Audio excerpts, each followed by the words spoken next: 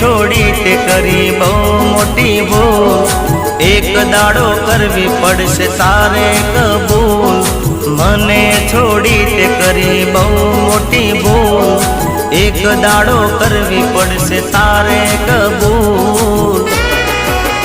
એટલે મારા જેટલું સમજનાર કોઈ મળી ના શકે।